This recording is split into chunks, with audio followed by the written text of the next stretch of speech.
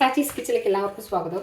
ഇപ്പോൾ പാൽക്കപ്പ് ഇപ്പോൾ ഭയങ്കര ഫേമസ് ആയിട്ടുള്ളൊരു ഡിഷാണ്. ഇപ്പോൾ ഭയങ്കര ടേസ്റ്റാണ്. ഞാനും കഴിച്ചു കേട്ടോ, നല്ല ടേസ്റ്റ് ഉണ്ട്. അപ്പോൾ ഇനി ഞാൻ പാൽക്കപ്പ് ഉണ്ടാക്കാനാണ് പോകുന്നത്. അപ്പോൾ അതിനായിട്ട് നല്ല കപ്പ വേണം കേട്ടോ, നല്ല കപ്പ വേണം. നന്നായിട്ട് വെന്തിങ്ങനെ ഉടയുന്ന ടൈപ്പ് കപ്പ വേണം. എനിക്ക് മുമ്പ് ഇതുപോലെ പറ്റി ഞാൻ തയ്യാറാക്കാനായിട്ട് കപ്പയൊക്കെ മേടിച്ച് വലിയ കാര്യത്തിൽ അത് പുഴുങ്ങി നോക്കി. പക്ഷേ അതിങ്ങനെ കല്ലിച്ച് കിടക്കുന്നത് പൊട്ട കപ്പയായിരുന്നു. അപ്പോൾ ഇത് നല്ലതാണെന്നാണ് എൻ്റെ ഒരു വിശ്വാസം. നമുക്ക് ചെയ്ത് നോക്കാം. അതിനായിട്ട് കപ്പൊന്ന് തൊലിഞ്ഞ് എടുക്കാം.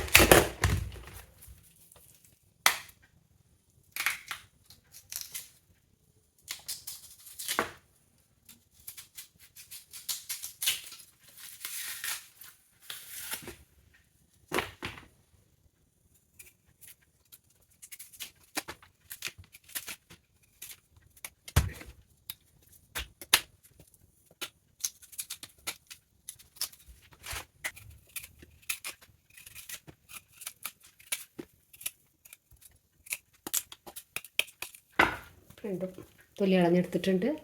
ഇതൊന്ന് കഴുകിയെടുക്കാം. ഒന്നും കൂടെ കഴുകിയെടുക്കാം. ഞാൻ ഓൾറെഡി കഴുകിയതാണ്, ഒന്നുകൂടെ കഴുകിയെടുക്കാം. തൊലിയൊക്കെ കളഞ്ഞ് കഴുകി വൃത്തിയാക്കിയിട്ടുണ്ട്. ഇത് കഷ്ണങ്ങളായിട്ട്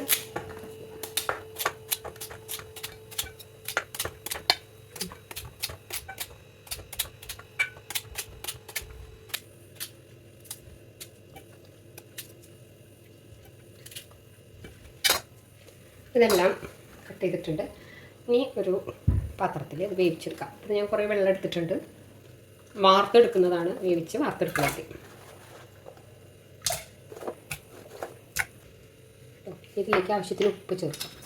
ഇനി കുറച്ചുകൂടെ ചേർക്കേണ്ടി വരും. ഞാനിപ്പോൾ കുറച്ച് ഉപ്പാണ് ആദ്യം ചേർക്കുക. ഇനി ഇത് വേവിച്ചെടുക്കാം.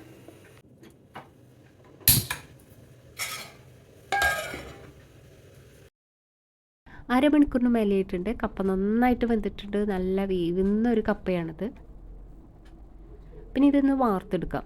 ചിലവരിത് വാർത്തെടുക്കില്ല, വറ്റിച്ച് തന്നെ വെക്കും. അപ്പോൾ നമ്മൾ കേട്ടിട്ടുണ്ടല്ലോ, കപ്പയിൽ ചെറുതായിട്ട് സയനൈഡിൻ്റെ അംശം ഉണ്ടെന്ന്. ചിലവർക്ക് അത് ഭയങ്കര ക്ഷീണം ഉണ്ടാക്കും. അപ്പോൾ അതുകൊണ്ട് ഇങ്ങനെ വാർത്തെടുക്കുന്നതായിരിക്കും നല്ലത്. ഇനി കുറച്ച് ചേരുവകൾ ഇതിൽ ചതച്ചിടാനുണ്ട്. ചെറിയ ഉള്ളി ഒരു 5-8 അല്ലി ചെറിയ ഉള്ളി, പിന്നെ ചെറിയ സൈസ് വെളുത്തുള്ളി ഒരു 5-6, അര ടീസ്പൂൺ കുരുമുളക്, അര ടീസ്പൂൺ നല്ല ജീരകം. ഇതെല്ലാം ഒന്ന് ചതച്ചെടുക്കാം. ഇനി വാർത്ത് വെച്ച കപ്പ ഒരു മൺകലത്തിലേക്ക് മാറ്റാം. ഇതിലേക്ക് തേങ്ങാപ്പാൽ ചേർക്കണം. ഞാനിപ്പോൾ 2 കപ്പ് തേങ്ങാപ്പാൽ, 1-ാം പാലും 2-ാം പാലും കൂടെ ചേർത്തതാണ്. ഒരു 1.5 കപ്പായാലും മതി. ഞാനിവിടെ കുറച്ചൊരു ലൂസായിട്ടുള്ളൊരു ടൈപ്പാണ് ചെയ്യുന്നത്. തിക്കായിട്ട് വേണമെങ്കിൽ 1.5 കപ്പ് ചേർത്താൽ മതി. ഇനി ഇതിലേക്ക് ചതച്ച ചേരുവകൾ ചേർക്കാം. പിന്നെ ഉപ്പും കൂടെ ചേർക്കണം. നമ്മൾ വേവിക്കുമ്പോൾ ഉപ്പ് ചേർത്തിരുന്നു, പക്ഷെ അത് വെള്ളം വാർത്ത് കളഞ്ഞപ്പോൾ ഉപ്പ് കുറവായിട്ടുണ്ടാവും. അപ്പോൾ അതുകൊണ്ടാണ് വീണ്ടും ഒരു അര ടീസ്പൂണും കൂടെ ഉപ്പ് ചേർത്തിട്ടുണ്ട്. ഇനി എല്ലാം കൂടെ നന്നായിട്ടൊന്ന് തിളപ്പിക്കാം. ചെറുതായിട്ടൊന്ന് കുറുകി വരുമ്പോൾ ഓഫ് ചെയ്യാം. പിന്നെ ആ ഇരുന്ന് കൊണ്ട് തന്നെ ഒന്നും കൂടെ തിക്കായിക്കോളൂ. അപ്പം ഞാനിപ്പോൾ ഈ ഒരു സ്റ്റേജിൽ ഓഫ് ചെയ്യാൻ പോവാണ്.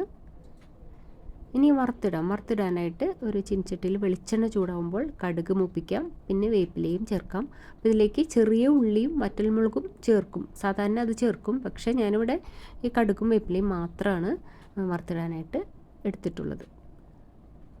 അപ്പോൾ നല്ല അടിപൊളി ടേസ്റ്റുള്ള പാൽക്കപ്പ റെഡി ആയിട്ടുണ്ട്. അപ്പോൾ ഒരിക്കലെങ്കിലും കപ്പ മേടിക്കുമ്പോൾ ഇതുപോലെ ഒന്ന് ചെയ്ത് നോക്കണം കേട്ടോ, നല്ല ടേസ്റ്റാണ്. ഇതിപ്പോൾ തട്ടുകടയാണെങ്കിലും 5 സ്റ്റാർ ഹോട്ടലാണെങ്കിലും എല്ലായിടത്തും താരം ആയിട്ടുള്ളതാണ് ഈ പാൽക്കപ്പ. അപ്പോൾ ഇതിൻ്റെ കൂടെ ഒരു കോമ്പിനേഷൻ എന്ന് പറയുന്നത് മീൻ മുളക് കറിയാണ്. സൂപ്പർ കോമ്പിനേഷനാണ്. ആ തേങ്ങാപ്പാലിൽ ഇങ്ങനെ കുഴഞ്ഞ് ഇരിക്കുന്ന കപ്പ കഴിക്കാൻ ഭയങ്കര ടേസ്റ്റാണ് കേട്ടോ. ഞാനിതിൽ ഉള്ളി, വെളുത്തുള്ളി, ജീരകം, കുരുമുളക് ഇതൊക്കെ ചേർത്തത് കൊണ്ട് കളറ് ആ വൈറ്റ് കളറ് അല്ല, കുറച്ചൊരു കളർ വ്യത്യാസം വന്നിട്ടുണ്ട്. സാധാരണ ഇപ്പോൾ ഹോട്ടലിൽ നിന്നൊക്കെ കഴിക്കുന്ന നല്ല വൈറ്റ് കളറായിരിക്കും. അപ്പോൾ അവർ തേങ്ങാപ്പാൽ, പച്ചമുളക് മാത്രം ചേർത്തിട്ട് ചെയ്യും. അതിനുശേഷം വറുത്തിടും. അപ്പോൾ അതും നല്ല ടേസ്റ്റൊക്കെ തന്നെയാണ്. പക്ഷേ എനിക്ക് കുറച്ചും കൂടെ നല്ലതായിട്ട് തോന്നിയത് ഇങ്ങനെ ചെയ്യുമ്പോഴാണ്. അതായത് ഉള്ളി, വെളുത്തുള്ളി, കുരുമുളക്, ജീരകം അതൊക്കെ ചേർത്തിട്ട്. അപ്പോൾ എല്ലാവരും ഒന്ന് ട്രൈ ചെയ്ത് നോക്കണം കേട്ടോ. Thank you.